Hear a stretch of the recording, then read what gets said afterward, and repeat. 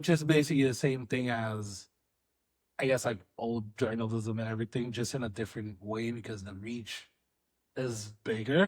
More impactful. And I mean, I don't know if I definitely more impactful if you're doing it right, but I think it's more like the reach, how far you reach, and how much of a wider way you can get support. Because with TikTok, with a lot of people doing lives, Yeah. how like people are kind of like throwing in money, but then we were talking about the mechanism behind it. Yeah, I'm throwing money to like kind of like this person who's following for this, I guess, game that they're doing.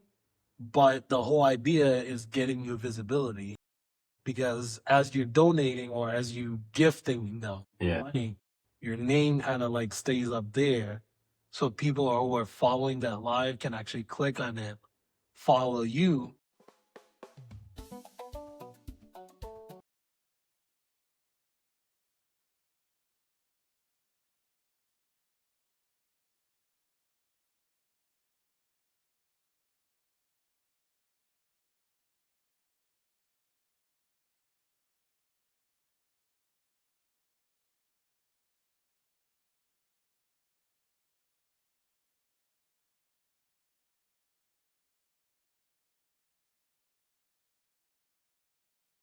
Hey, everybody. My name is JEP, and I have JEP. We're the Real JEP. So, welcome to another episode of the Real JEP podcast, where we have real conversations. We talk about what's going on in our lives, what we experience. I don't know, the fun stuff that happens. The bad, the good, the bad. The good, the bad, and the ugly. But hey, we're here for another episode. I think of it interesting. Today's topic is interesting because it's sort of like continuing on that whole thing about success. But when you really think about it, is when you're looking at people nowadays, or successful people, even if I can say it like that are working hard, but you wonder if working hard is the only thing that drives that success. Yeah. It's like, is it that you work hard and you succeed, or is there something else to the mix? So, hey, we'll find out. We'll find out. So buckle up and let's get on for the ride. So how you doing today? I'm very tired, very anxious. I got a couple of deals going on that I know it's going to be a shit show with the happen. So, and I got pressure on one of my clients. I'm selling his house. He put in an offer last week, was accepted. So now the pressure's on me to sell his house. Oh boy, for chunk money, and my money's just spending. Those are tough. Yeah, those are tough. Especially when the client finds the home that they want and there's a sale contingency and you need to deliver on that other part. It can be a lot of pressure on that one. And if I'm being honest, from the beginning, I told them that this was going to take probably a good 45 to 60 days. Again, if you want top of the market money in an area that the average price is 500, and this house is almost 850, it takes a little bit longer to move these properties. It does. It does. But I guess that's what I get paid for. So yeah, gotta work my magic, make it happen. Hey, you'll get it done. You always get it done. But there's, of course, the stress and everything before that happens. Yeah. But I'm like wondering, because one of the strategies that I've noticed recently, especially with two of the most recent clients that I've been working with, where nowadays I've noticed more than the last 2-3 years probably, that agents are using the strategy of undervaluing or underpricing the listing to generate that maximum number. I don't know, a couple of episodes ago, I was talking about how my client and we put an offer for a property that was listed at 640. We went a little bit under, but they ended up with 24 offers, and with 5 of them being over 100,000 over asking. Yeah. So last week I actually took a look. It's sold. So listed at 640. For this, it sold for 745. I mean, I think anything at a location, condition, I do think it's smart Mm-hmm. to price houses slightly under. Mm-hmm. I mean, I lost a listing because that was my goal. But another agent came in, promised them the moon, Yeah. and you know, the number that I basically gave them, which was the neighborhood that we were going to end at, Yeah. Yeah. that's what they started at. Yeah. And Wow. but yeah, I mean, sometimes you win some, sometimes you lose some. Yeah. Mm. You know. But I mean, I guess it's tough because it kind of like goes in the hard work. You do the hard work, you know the data, you know the neighborhood, Yeah. and you bring in that value Mm-hmm. only to kind of like get shot. This was the first time I'm buying too. So I mean that was a double, you know, it stung more. Yeah. But it's the nature of the business. Like sometimes people just want the high number. With this particular client, I was hoping that we would go slightly under Okay. because again, just the price point in this area, you just don't see that many sales happening. Last year, if I'm not mistaken, the last 6 to 12 months, there's only been about 6 houses that have sold in that price range. Ooh. So taking that into account, it will need a little bit more time to. Good thing is we're spraying into summer. Yep. So Yep. that's going to help, bring a little bit more buyers through the door. But just the price point alone it does take time. I mean, usually in an area where you're looking for top dollar and then there's not much inventory within that bracket. So it will take time for people to kind of like be willing to spend that amount, especially in the current times, right? Correct. Oh. It's an awesome house. I mean, I think by far it's probably the best listing I've had the last year. But again, it's just, it's the location of it makes it a little bit, not challenging, but it just takes a little bit more time to get the buzz going. Well, I'll put the link in the video if you want to see it. Make sure you can kind of like message us. It's really cool house. Yeah, definitely. But how you been? I don't know. I guess like I'm still kind of like recentering myself. Yeah. Earlier I was having an interesting conversation with a friend of mine. Yeah. Because we found out that I lost on the referral that he had sent me. And funny enough, the person that bought your foot.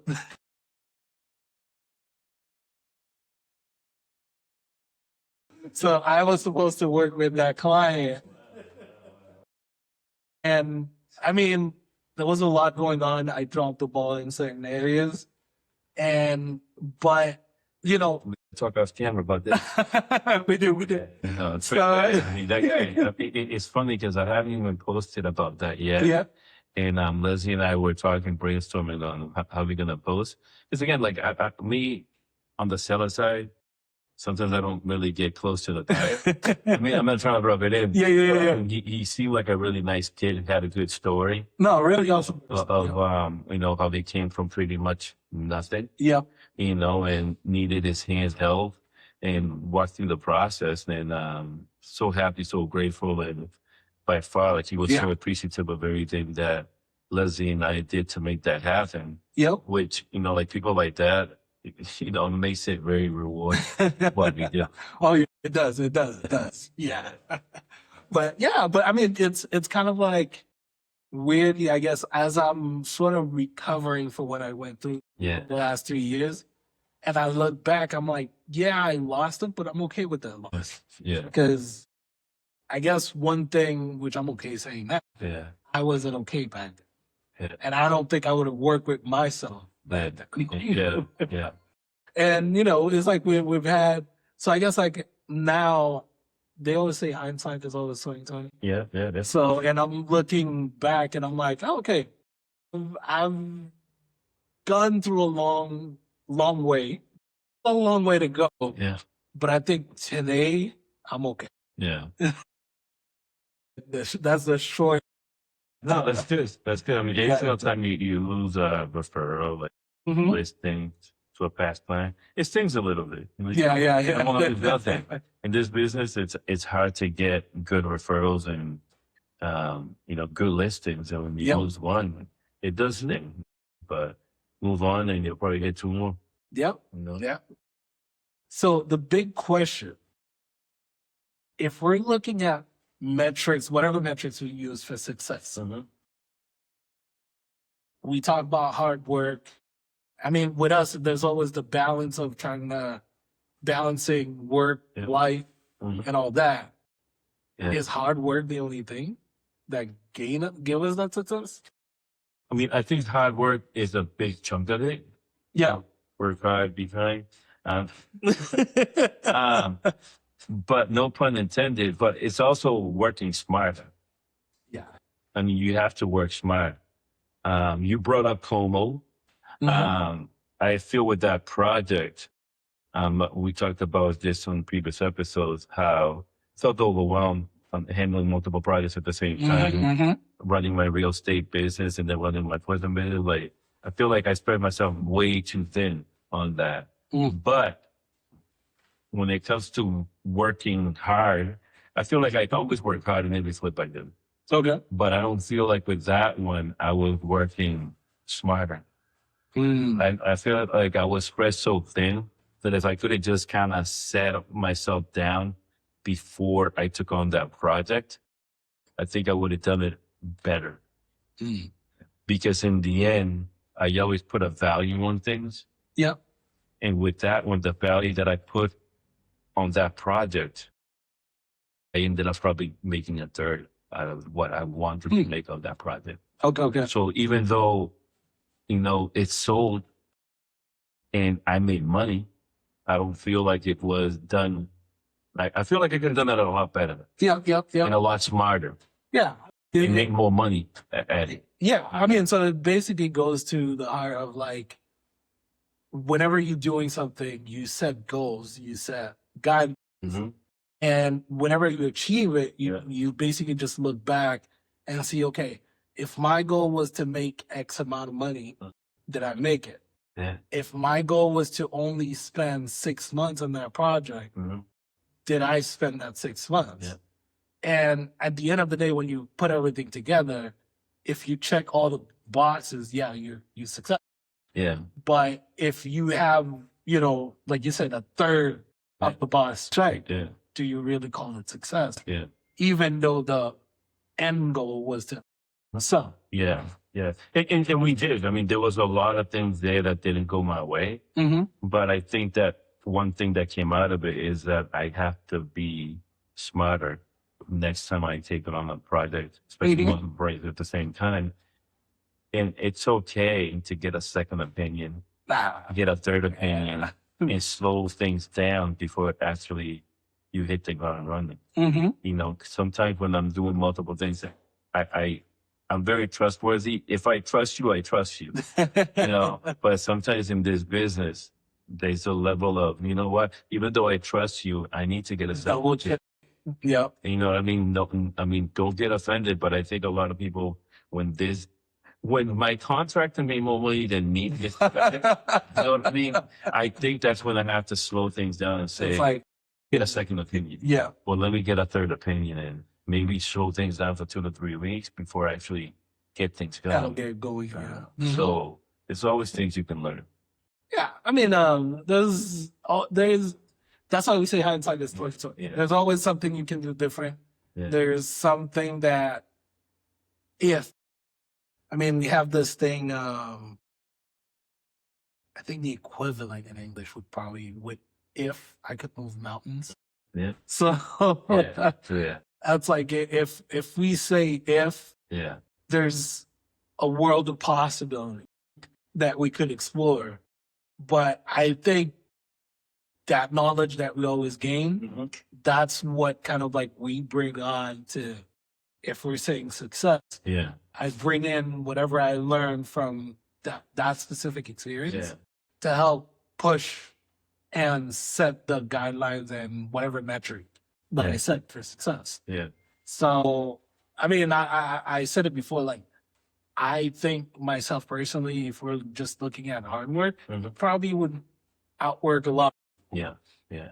But if I'm looking, success, like you said, it's like a lot of times I'll work hard. I'll feel like I spent the day doing a lot of things. But then when I look at my checklist, I'm like, okay, I was busy but didn't do much.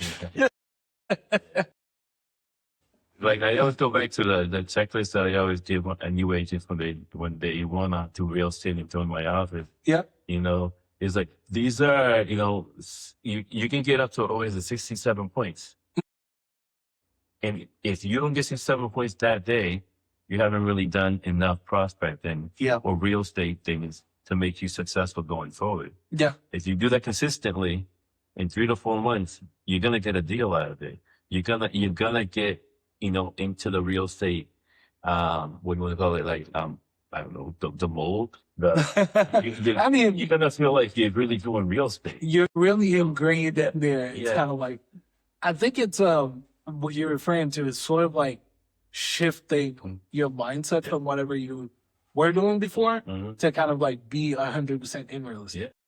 Because you know what you're talking about is like what the daily habits, daily success habits.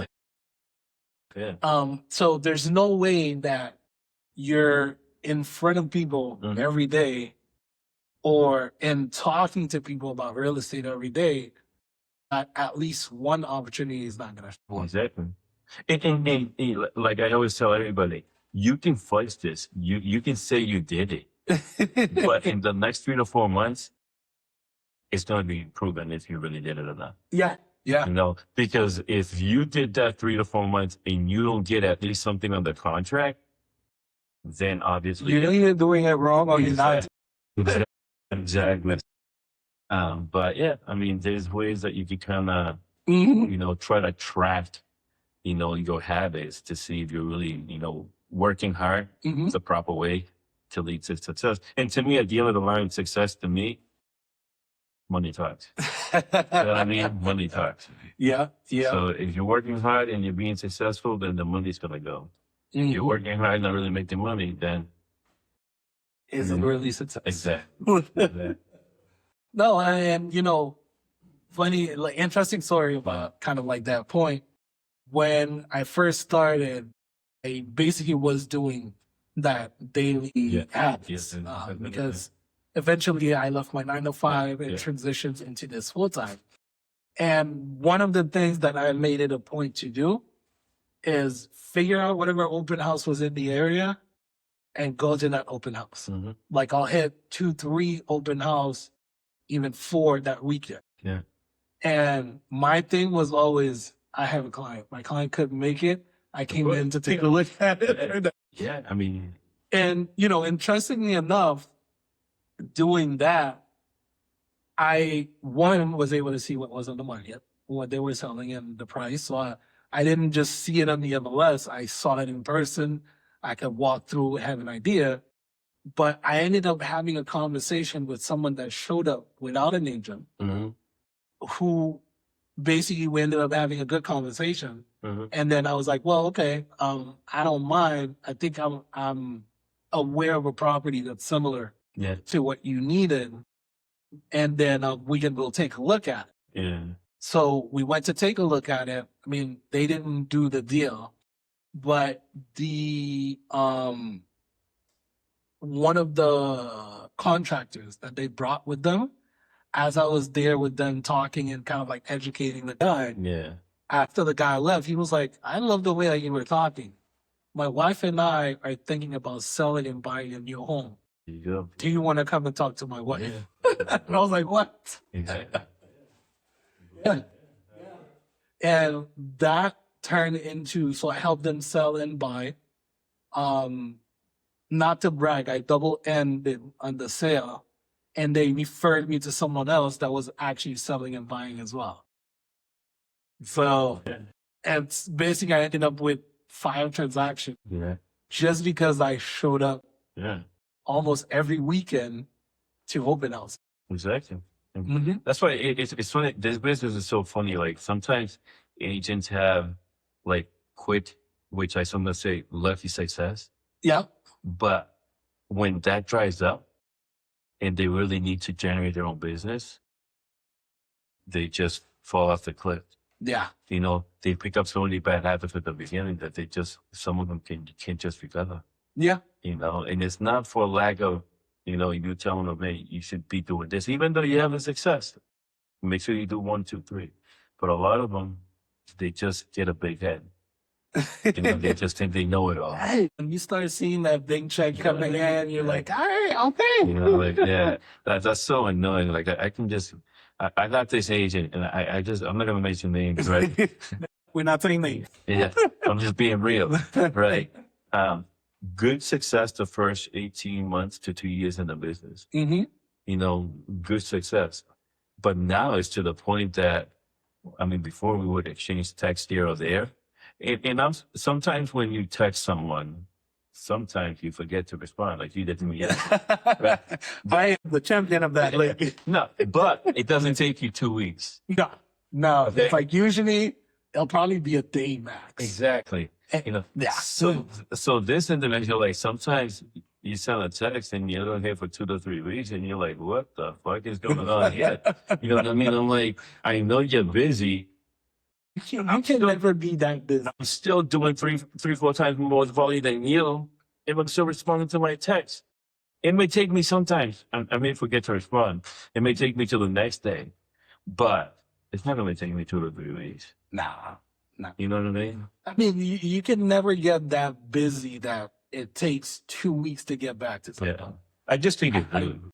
I think at that point, I just think it's rude. Oh, yeah. And you know, there's a lot of agents that not just agents, there's a lot of people that are out there like that they just, I don't know, they just think that they're better than you, or they think that they're doing, you know, I don't know, they're too good. You know?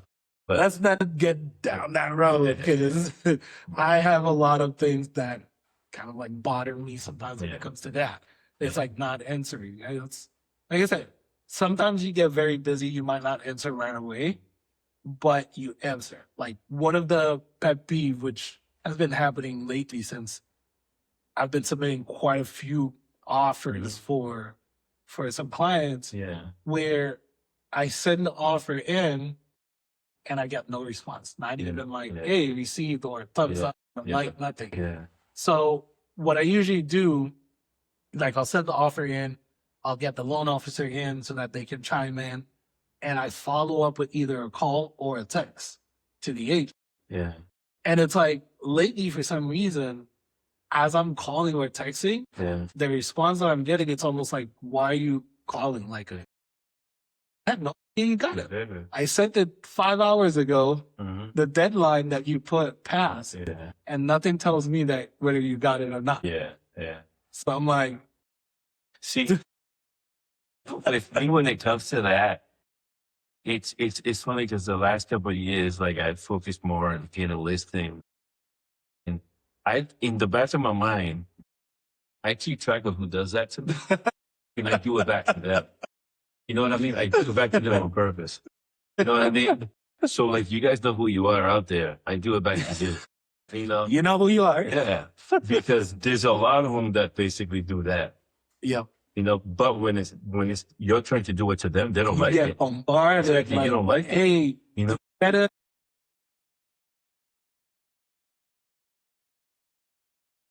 Frank. Right? Please. Oh man, no, it's I mean, like we said, work harder than me. Exactly. But sometimes it's hard to be kind, because there's not a lot of people out there that are kind to you in your business. But there's a lot of good agents out there that, to me, is like, when they treat me with respect, I give it right back. Oh yeah. You know, so if you're good to me, I'm good to you. I mean, I think it's paramount, you know, respect, kindness, because there's a lot of us, but there's a small group of us, really. Exactly. So with that, it's like we're bound to cross paths, and I guess we work better if we're working together than against each other. Yeah. Because at the end of the day, there's plenty of business for everyone. Exactly. So you're going to work with the clients that choose to work with you, and someone else will work with the client that chooses to work with them. You know, there's plenty of business, plenty of things to supply, and no reason to kind of be harsh to one another. No, exactly. It's like you basically say, it's such a small world. You're going to bump into people. Sometimes it's good to know good agents and for them to have the same respect that you have for them to have it. And I think you get to find so much better service by being like that. And as we're talking about that, like being kind of working hard, and we're looking at success. I'm looking at one conversation I was having with Steph earlier today. Yeah. Is basically social media. Yeah. And if I can say success. Yeah. It's like if you plug that into what we do, it's visibility. How that is part of success. So do you think if people start to recognize you more, that means you're successful, or just that you're doing good marketing?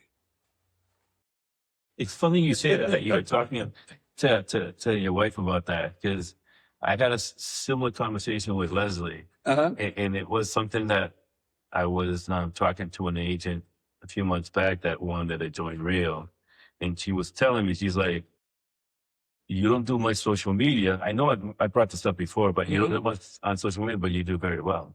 And to me, it's like, I think there is a way in social media that you get face recognition, but that doesn't really mean that it's going to translate into business. Yeah. It's what you do with that recognition positively that could turn it around and make you get a deal with someone. But to me, like, I feel like I don't do much social media, but I do pretty good on my business. That's why, like, I always say every year I want to do better on social media and be more, I guess, more recognized, more upfront. You know, and hopefully that will translate into me getting more business from it. Yeah. But it's what you do with it. It's what you do with it. So getting the visibility, and as you get the visibility, what you do with that. Yeah. Being kind of like in front of. Yeah, I mean, like, I'm a big Brian Serhan fan. And if you look at the success on that show, like, to me, they've had a lot of good agents on that show over the last 15, 20. I don't even think it's around anymore, but when it was around, it was pretty much $1 million listing, $1 million listing Los Angeles. I don't think they. So they've had good agents on that show, but they also have had good agents that have had the visibility that haven't really been that successful. You know what I mean? So why could Ryan go basically from nobody to right now opening his own brokerage and being super, super successful? Exactly, yeah. I mean, so he took it to the next level. And that's good to see because, I mean, again, when he started on that show, he was probably like a year or two into real estate and didn't really do much of nothing. Yeah. But he used that exposure, the knowledge, the marketing, the hard work, the dedication, the risk he took. I mean, it took it to the next level. You know what I mean? I mean, but a lot of agents, they just want that visibility. They want that, the face success, but it doesn't really translate into numbers. When you see the numbers, you're like, what the hell? I thought that guy was doing 100. And like, yeah, that's 10 deals a year. You see a lot of that. Yeah, sure. But it's what you do with it, I think. Okay. No, I mean, it makes sense. What's your checklist for success? My checklist? That's a great question. I mean, I guess it's a simple checklist. I mean, when it comes, if you want to be successful, you have to work hard. Yeah. But you have to work smart. And it all depends on what you're working, that you have to have a game plan to be able to work smart at that. Yeah. So if you're new into real estate, I mean, you need to sit down with a coach, your mentor of some sort, and come up with that checklist. Yeah. What should be on that checklist? What you should be doing on a regular basis in order for you to put yourself in the position to be successful in the business. That's true. You can't create your own checklist. You just can't say, yeah, I want to be listing. I want to be Brian Serhan. No. I mean, there's a process that goes into maybe allowing you some opportunities to get to that level. So I guess there's individual ways. Yeah. I mean, I recognized probably a few years ago that I'm like, I want to stick to my niche. You know what I mean? Like, I want to do flips. I want to sell houses. You know, I don't want to run an office. Gotcha. You know what I mean? I want to be successful at flipping houses and doing sales. Most of my sales, I want them to be listings. Work or buyers, but most of my sales, I want them to come from the listing side. You know, so I created, a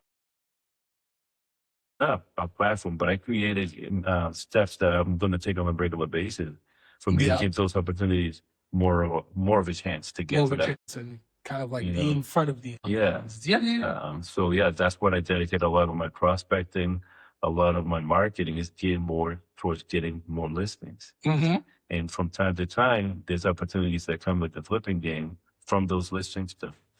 So, in one hand feeds the other sometimes. That's good. Yeah. But do you have a checklist? I do. Yes. I mean, to me, working hard is the foundation. That's the very, very first thing. Work hard and efficient. Yeah. And to me, it's, I think at the very bottom last item is I put how much money I make. Yeah. That's kind of like my last checklist for success. But I mean, at the end of the day, exactly. make sure I'm paying my bills. Exactly.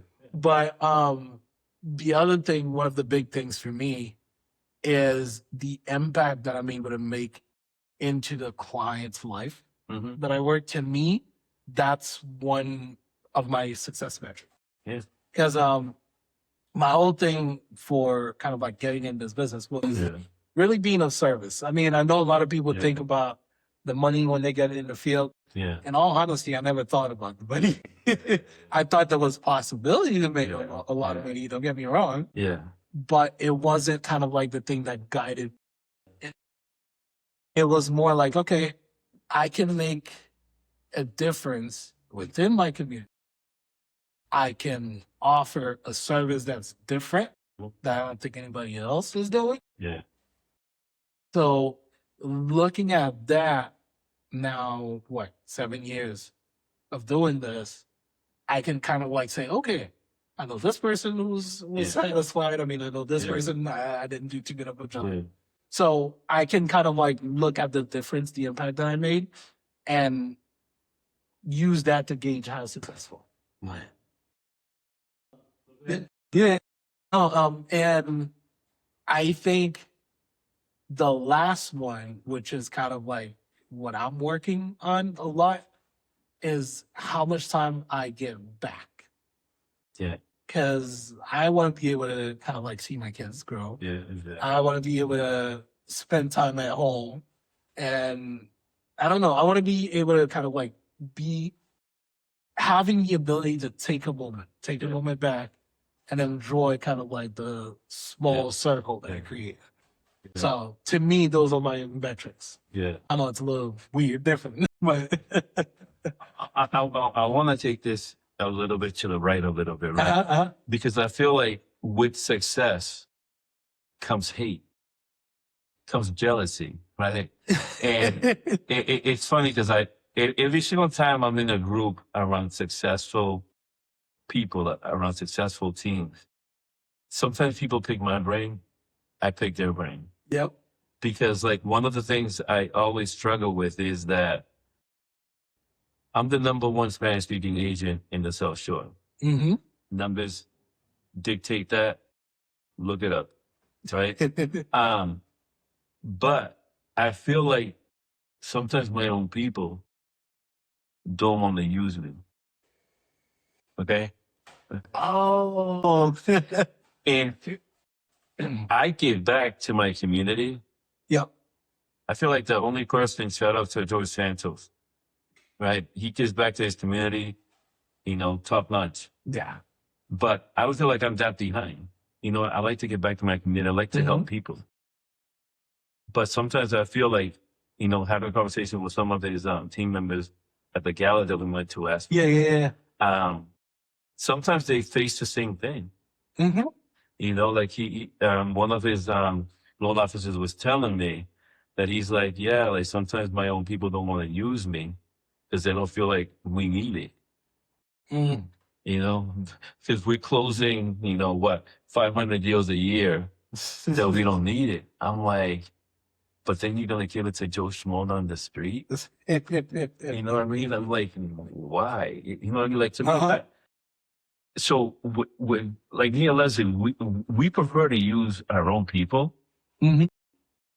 Sometimes you just can't, and that's understandable. But if we had a preference, why not give back to the people that have actually helped us? Mm-hmm. But a lot of people don't have that mindset. Yeah. They feel like, you know what, you're successful enough, I'm just going to go down the street. I mean, And it goes not only with buying and selling real estate, sometimes it goes by, some of the agents when it comes to recruit, like when I used to be after agents to recruit agents. I mean, some of them, they don't want to come with me. And the ones that came with me, they demanded more from me. So that's why they do from someone else. I can guarantee you that a lot of the successful agents that are out there that speak Spanish, their brokerage, they are making a lot less than they could make with real broker. 95% of them are taking less. And I'm like, well, you're taking less? Working over there? I sometimes get hurt by that. You know what I mean? Yep. But sometimes I take it personal. But I mean, do you feel that way, that sometimes your own people don't want to use you? I do. I mean, I think it's there's a little bit more to it when I look at my community. Yeah. Because I think there's a lot of myth, a lot of misconception. Yeah. That people out there in the community will kind of like put in terms of the ability or what the expectations, what they have. Yeah. Like, I know a lot of people, actually, funny story. I have a client that I help. Yeah. And I think, he was a referral. So when we met, for some reason, most of a lot of people at first glance don't think I'm Asian. Yeah. I'm Asian. Yeah. So, I met with him and then we're speaking and everything. Yeah. I mean, at first, the first thing was like, oh my God, I realized you're actually young. Yeah. I'm like, yeah, so? Yeah. Then the next one was like, okay, you speak very good Asian. Yeah. But I know there's a lot of Haitian realtors that don't take care of their people, blah, blah, blah. I'm like, Yes. I mean, I kind of like gave him the reassurance and I'm like, okay, give me the opportunity to kind of like show you that it's different. That I can make a difference. Yeah. So we go through the whole process and there's a lot of things that happen in that deal where, because I sort of double-ended, and usually when I'm on both sides, I don't fully like it because I really have to kind of like be in the middle, but advocate for both sides equally. So there's a lot of things that he wasn't aware of that happened in that deal. Yeah. And when he finally closed, he's like, "Oh, wow." And he was asking questions, and I was actually saying, "Hey, this is kind of like what happened. This is how we handled it, and it's kind of like how you got the house." Yeah. And he was like, "Oh, I didn't realize that you actually advocated that much for me because you were also on the seller side." Yeah. I'm like, well, yeah, I double-ended, but I did promise you I was going to do my job. Yeah. But then afterwards, he kind of like caught me off guard again and was like, okay, I knew that you just wanted the deal. After the deal, I'm not going to hear from you again. I'm like, what? Yeah. Yeah. That kind of like, caught me off guard as well. But until I think 6 months later, he called me. I answered right away. Yeah. I'm like, hey, how you doing? And I say his name. Yeah. And he's like, oh, you remember me? You still have? I'm like, yeah. Yeah. I'm like, what's happening? How you doing? I asked for his wife, his daughter, his son. And so we're talking. And he's like, okay, so I need X, Y, and Z. I'm like, bet, you got it. So I helped him set everything. And then a month after, he called me again. He's like, okay, I'm having this issue with the tenant because he bought a multi. He's having an issue with the tenant. I'm like, okay, I'll sit down with you, help you walk through what you need to do so that you can kind of like get things fixed. And then afterwards, he was like, you did prove me wrong. I didn't realize that you were actually going to go to the back. Yeah. Since basically I had no financial gain at that point, if we're looking at finance into it. But I'm like, hey, I'm able to help you. I have the knowledge. It's not going to cost me anything. Yeah. Like a 5-minute conversation. Yeah, I'll do that. I mean, but no, I was going to say, but a lot of times there's that misconception that because it's your own people, they're not going to look out for you. Yeah. So I think at least within my community, that's kind of like one of the big things that I'm pushing people. Granted, there are some that have been burned by people in our community. I mean, that happens every year. It happens everywhere. But I think because of that sting, they kind of like focus just on that small section. I feel like Leslie and I go more above and beyond, trying to help people in their community grow and get into that home as smooth as possible. Even if we have to bend over backwards, then the opposite.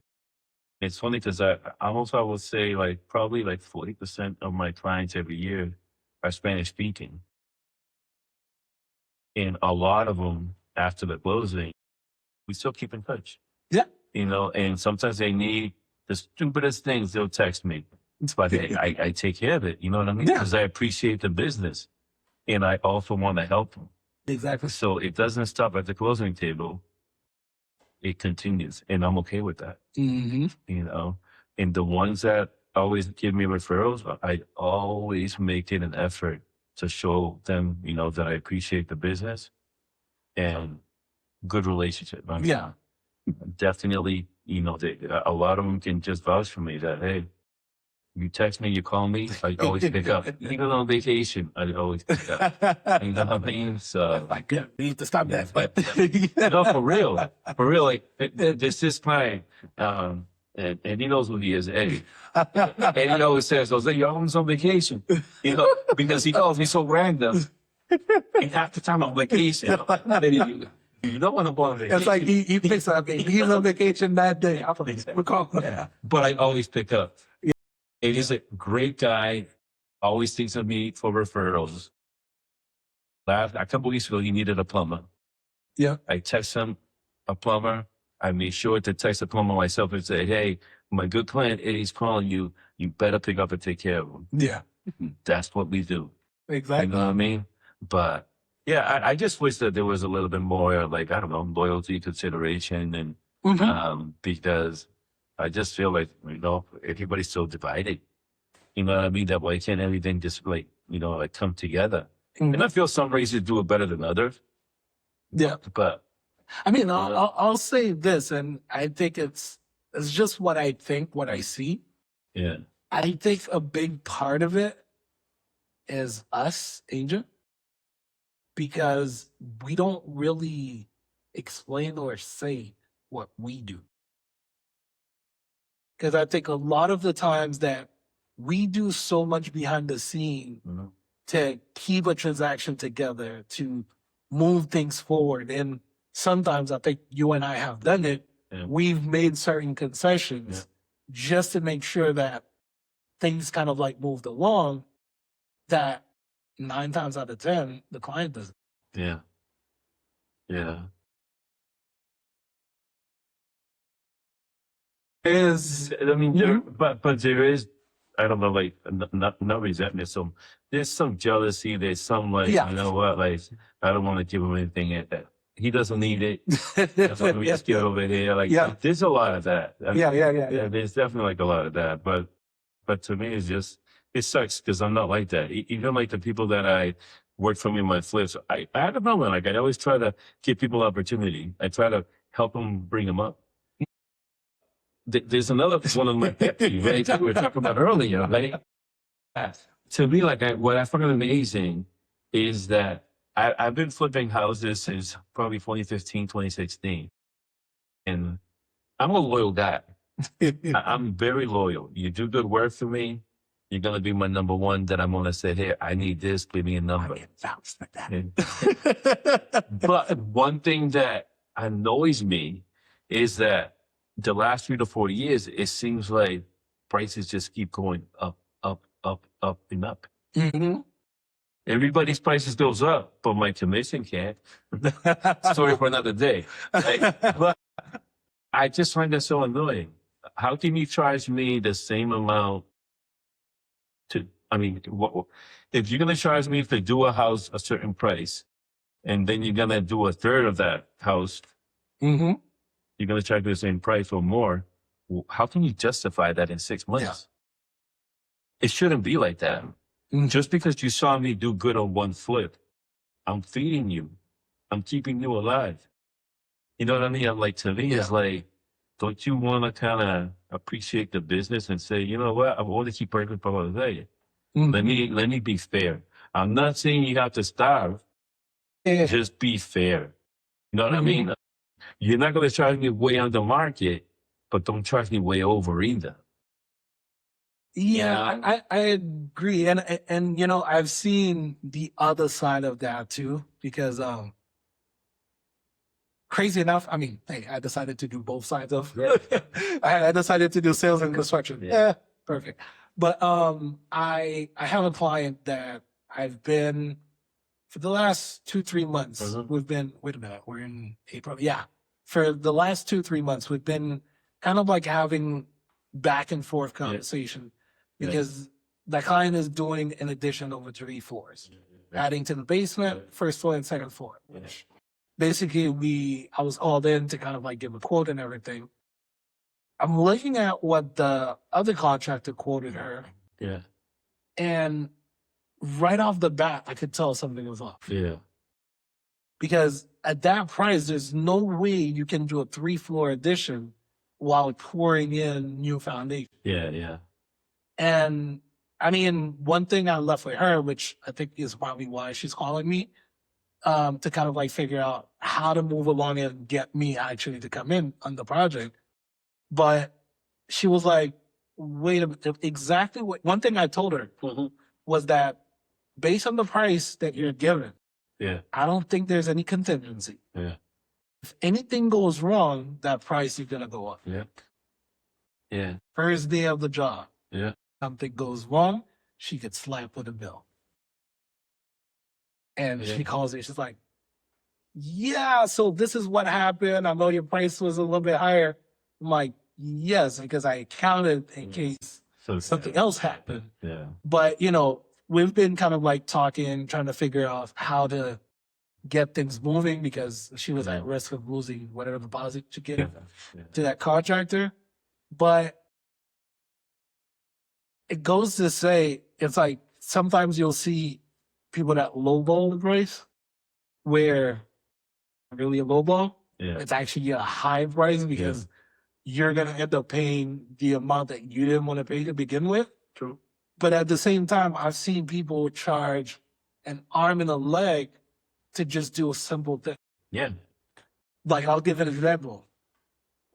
2 years ago, my furnace went right before winter. Yeah. Yeah. So I'm looking around trying to figure out when to try to find some programs to kind of like help, just to try to see what options they have to fix it. So I bring a few people that I knew that didn't work for me. Yeah. And people that I didn't know. I got quote, like the highest quote that I got, which made no sense to me, was almost $31,000 just to replace a furnace. I'm like, I just need the furnace replaced. Like every other compartment, like component of it is just a furnace. I mean, yeah, I do construction, but I don't do HVAC. Yeah. So usually when I get these crazy prices, I get curious. I'm like, okay, how much does it actually cost? Yeah. And I'm looking at the part that they are gonna buy, like the actual furnace, was about $3,000 or $4,000. I'm like, where's the other price? Yeah. Where is it going? Yeah. And as I'm trying to negotiate to see, okay, can we do it at a cheaper price? I understand you got to make money, but can we lower it? It's like more like, no, we can't. It's basically sort of, it is what it is. I mean, long story short, I ended up spending $6,000 to get in here. I had a guy that did work for me that was able to do it, but then I'm like, really? Yeah. I mean, I sometimes think that people don't realize that numbers, prices. Yeah. But there's a lot of people that they basically stick with that bill. Like with me, I had some side issue at my house last year. And a guy that from time to time, I've given them like small little jobs when we get the REO stuff that they need. Sometimes he's done a couple of things for me before. Yeah. So I asked him, like, give me a quote just to see to replace a siding that was damaged and replace a couple pieces on the side that are like a different color. And I believe he said, yeah, I can do it for $8,000. I'm like, 8,000? I'm like, are you redoing the front of the side of my house or something? You know what I mean? And no, he's like, oh, I gotta do this, I gotta do that, I gotta do this. I ended up doing that for $1,500. Wow. I mean, the guy came from New Bedford, $1,500. And I bought the siding myself, which cost me probably another $250 for the box. So, but yeah, I mean, sometimes it just amazes me the prices, and they just keep on rising. And no gas prices have gone up. Yeah. But not that much. It has to make sense. I mean, the only thing that keeps us in check and no one wants us to raise is the commission. If everybody raises their prices, but we can't. You know what I mean? Yeah. They fight us tooth and nail. There's always one that can undercut you. Hey, but I mean, hey, I think if you deliver good service, if you kind of like go above and beyond for your client, your fees are your fees. Yeah. At the end of the day. But hey, card opening time. Yeah. Thank you to our sponsor, Tops again. Yes. Just came out today. Release. Hopefully when this comes out, I probably have a couple winners. But story time. So, quick story. Not trying to brag, but I guess I can brag a little bit. Right? The last 2 weeks, I've actually sold and profited about $3,000 selling cards. Wow. Yeah. Almost $3,000 profit. Yeah, profit. Almost $3,000 profit. So I'm addicted. I was telling Leslie this morning. I'm like, you have to do something because I'm just going to kick ass. But I bought 5 of these boxes today because I want to open a couple with my daughter tonight. Just one thing that we keep on doing is like opening these boxes. That's cool. And she enjoys it. She enjoys sports cards more than Pokemon. I thought it would be the opposite. But both invest NBA at college. Let's see if we get Brockton's AJ Devonston. He comes out with the okay. He's undercover. I don't know. Really? Yeah. But yeah. BYU. Yeah. Huh? But yeah. I want to sell him a house. Okay. I got one in Taunton for you. Hey, good looking ass. Yeah, Kobe Sanders, Jeremy Shopkin, Sion James, Jalen Wilson, Ron Holland. This is a nice one. You the Kings, Tracy McGrady. Nice card. Keyshawn George, don't know. Okay. Regan Beers, college. Kylie Smickling. And who the hell is it? Joe Carvon from the Bonies. This guy looks old. Probably late 20s. But probably gonna butcher his name, and I'm sorry. But also Iguodala, okay. Phoenix Suns, Laquan Olbrich, Bulls, Nice. Noah Kalani of Nets, Dylan Harper, Spurs. That's a good one. Yeah. Russell Westbrook, Denver Nuggets. Hall of Fame. Braden Smith. That's like a good looking guy. Yeah. Nice. Yeah, that's a nice one. Michael Porter Jr. Nice. Nuggets as well. Braden Smith. Caleb Foster. And Reed Bailey. Nice. Oh, that's nice. Nice, man. So shout out to Tops. Thanks for the sponsor. Thank you. Thank you. It seems like we've done this 4 times and we've opened 4 different boxes. So I think so. I feel like every week there's always something new that comes out. Last week I bought a box of Disney cards Really? just to buy it. Like, no, but yeah, Disney cards. So there's WrestleMania, there's even Spider-Man, and there's everything. You name it, I think they're gonna come out with a real breaker Topps card one of these days. You know, top producer. We should. But No, that's pretty cool. So I think kind of like our biggest thing is like when you're looking at success, you need to have systems. yeah, You need to work hard for sure smart. and efficient. Yeah. Smart and efficient. Yeah.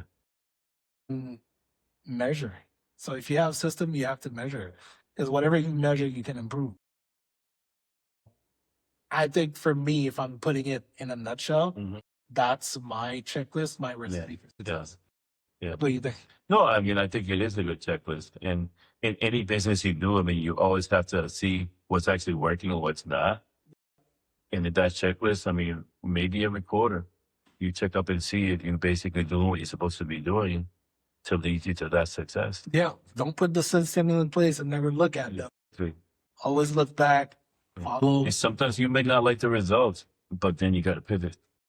But to me, that's good if you don't like it. If you don't like it, that means you're paying attention and you're doing the work. Yeah. Versus, okay, Yeah. it happened. Maybe next time. Yeah. I mean, I like with me, like sometimes I can I say what people don't want to see it. They just want to kind of say, you know what? I mean, I know that I'm not doing great. With me, I can do more, but you just have to face reality, and it's okay to take a step back before you take some forward. Nah, for sure. Well, hey, if this conversation resonated with you, if you're an agent and you've been working hard and you don't think that you're reaching the level of success that you've reached, message us, reach out.